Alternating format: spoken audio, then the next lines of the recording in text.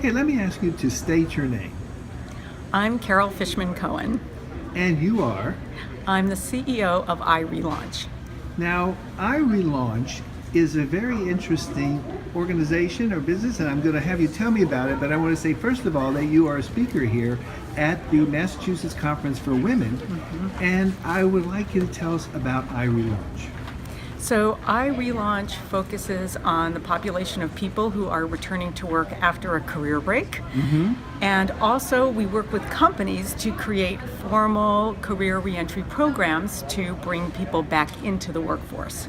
Now, it's very common for women who have taken time off in order to have children or to do other sorts of things to re-enter, as women are probably a large part of your clients. Yes. And when you see women, what are some of the things that you begin to advise them at this point in time? Well, when people are thinking about going back to work after a long career break, and we're not talking about, a several-month maternity leave, we're talking about a multi-year career break, so it could be 1 to over 20 years. The very first step that they need to take is to do a whole new career assessment, because if you think about it, sometimes we just fall into careers right out of school by accident, or we're fulfilling someone else's expectations the first time around. And often the career break is a gift because it allows you to step back and reflect on whether you were on the right career path to begin with. And some people are and return to exactly what they loved. Other people relaunch in an entirely different direction. So some people had a job and not a career, and when they left it, they can come back and maybe have the wisdom to pick something more suitable. Or else they loved something about that prior career, but maybe there was a life stage issue, such as it involved 50% travel or 24/7 accountability. So they want to do something related, but maybe something that doesn't have those features. So, what are some things that make women a good candidate, or how do you decide who's a good candidate for reentry and or relaunching, and someone who's going to have more challenges in it? Well, in general, we feel very enthusiastic about the demographic, because if you think about it, we are mature, we have great work experience, we are not trying to find ourselves at an employer's expense, and we have an energy and enthusiasm about returning to work precisely because we've been away from it for a while.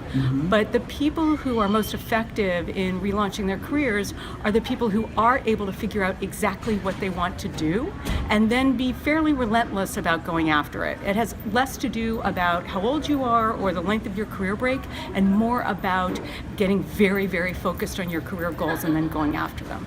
How do you convince women that they should be confident about this and not afraid to try?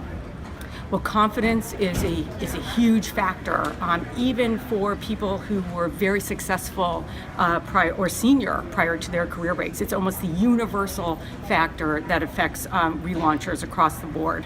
So to get overconfidence, there are a couple of strategies that we recommend.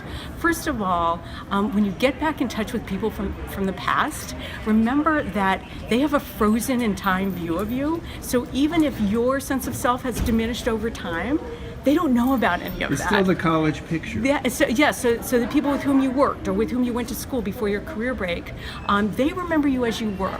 And so when you get back in touch with these people and you hear their enthusiasm about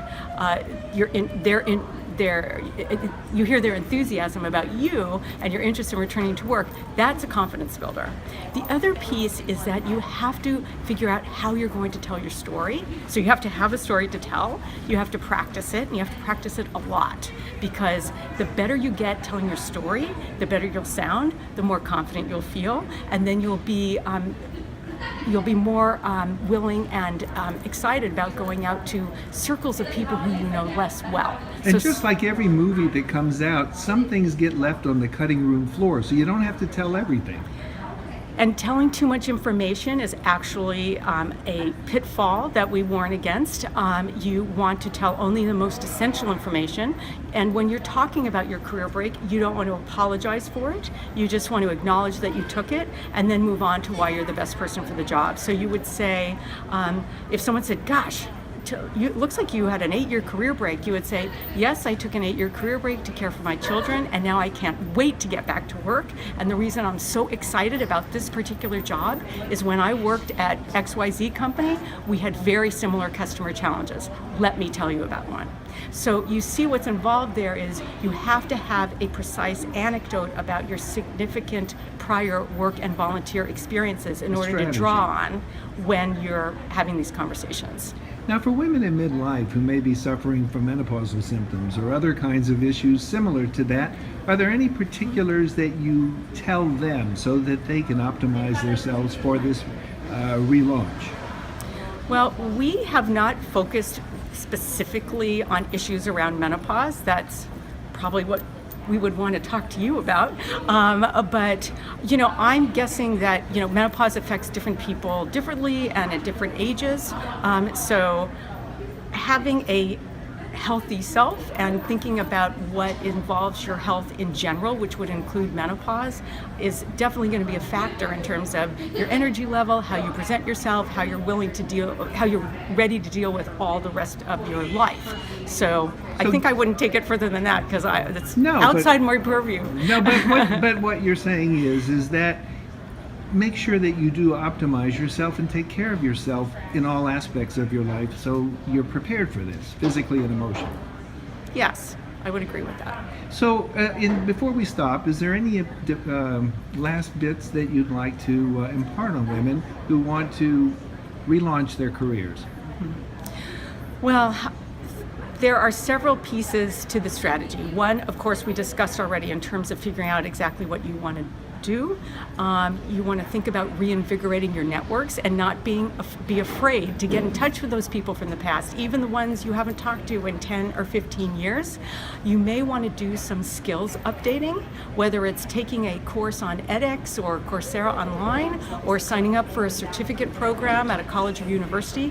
That is great signaling to an employer that you're really ready to get back. And if people are concerned about ageism, the antidote to ageism is subject matter expertise. So get really, really up to date in your field. So when you go to events, professional association events, or other events, when you run into professionals who are in your field, the conversations that you have with them are about the latest thinking in the field and who the experts are, as opposed to some awkward small talk around you coming back from a career break.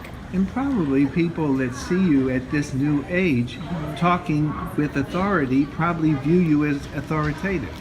Yes, and it helps them bypass the issue of your age. They're focused more on what you know and less on how old you are. Thank you very much.